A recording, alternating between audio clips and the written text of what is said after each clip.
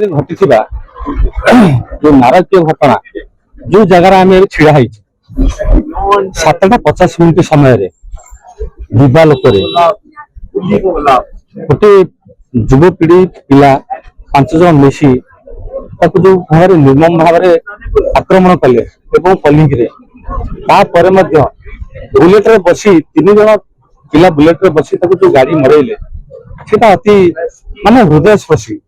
যাহা এই কণাস অঞ্চଳରେ কেবে ହେଇନଥିଲା କି ଆମେ ମଧ୍ୟ ଆଶା ରଖୁଛୁ କଥା ହୃଦୟ ବିଦାରକ ସେଟା ମଧ୍ୟ ଆମେ ଆଶା ରଖୁଛୁ ଏଇଟା କେବେ ଆଉ ଇତିହାସରେ ନ ହଉ ତେଣୁ ତାହାରି ପ୍ରତିବାଦରେ ଏହି ଆମର ଯାତ୍ରା ଦିଆଯାଇଛି ଏହାର ଯୋଉମାନେ ସେଥିରେ ସଂଶ୍ଳିଷ୍ଟ ଅଛନ୍ତି ବାଲି ମାଫିଆ ଠାରୁ ଉପରୁ ତଳ ଯାଏଁ ଯୋଉ ପର୍ଯ୍ୟନ୍ତ ସମସ୍ତେ ଦଣ୍ଡିତ ନ ହୋଇ ପାରୁଛନ୍ତି ସେ ପର୍ଯ୍ୟନ୍ତ କଣାସ କଂଗ୍ରେସ ତରଫରୁ କଣାସ ବ୍ଲକ କଂଗ୍ରେସ ତରଫରୁ ଧର୍ମଘଟ ଆହୁରି ଚାଲୁ ରହିବ ଏବେ ଏହି ପ୍ରତିବାଦ ଏବେ ସ୍ଥିର ହେବାର ନାହିଁ ଏହି ପ୍ରତିବାଦ ଆଗକୁ ଚାଲୁ ରହିବ ସମ୍ପର୍କରେ ଜିଲ୍ଲା ପୁଲିସ ପ୍ରଶାସନ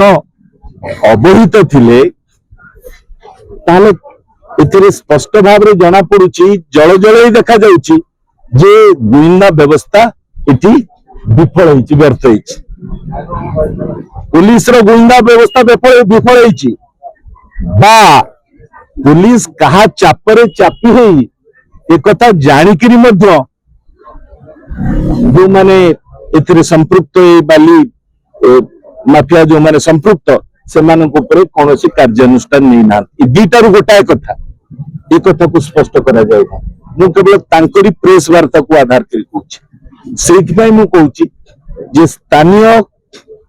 पुलिस प्रशासन थाना दुई पाखर थाना एवं जिला एसपी राजनैतिक नेतृत्व इन भितर निश्चित भाव बुझामणा अच्छी ये बुझामणा को fast track time bound fast track trial रो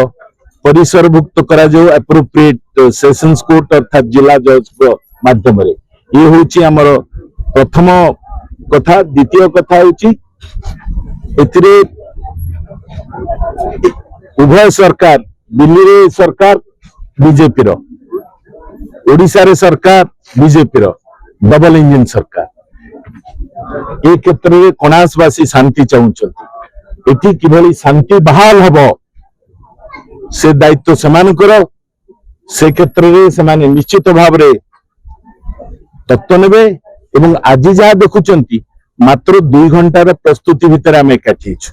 आगामी दिन में प्रस्तुति की बहुत व्यापक करा बहुत बड़ धरणर विक्षोभ आपन देखिए कणास सत्यवाद बहुत बड़ धरणर विक्षोभ देखिए जो पर्यंत शांति व्यवस्था है जो अपराधी मान संपृक्त से अपराधी मान विरुद्ध कड़ा कार्यानुष्ठान तो जाए धरा जाए ये सब जो मैंने बाहर बुलूले धरती करा जाए हाथ काटी पापुली काटी गोड़ काटी बेक पुणी गाड़ी चल कि निर्मम से दृश्य कि मर्मन्तुद ये नारकीय घटना निर्मम घटना यार नजीद जहाँ कहगला ये नजीद ना थिला ना मैं केबे ये भली नजीर आशा करूछु भविष्य आसब ये हूँ आमर ये दुईटी कथा आम तुरंत रखा चाहूँ नहले आगामी दिन में न्याय पाइबा पर्यंत ये लड़ई बढ़ खरारे आसिक शास्ति पाऊँ छोट छोट पिला आरंभ धरी सी कहीं आज कणास ब्लक ठे हणाकटा गड़ागड़ी होतेल मद खाई आज माँ भौणी बोली रोड रे कि भाई जाइले बाप जाइले पिला किसी जाइले आज समस्त को दंड दि जाए कौन आम सम्मान पाइबे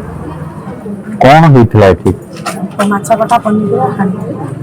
कौन ए दाबी कौन करिवे दाबी तांको दंड दिया जाए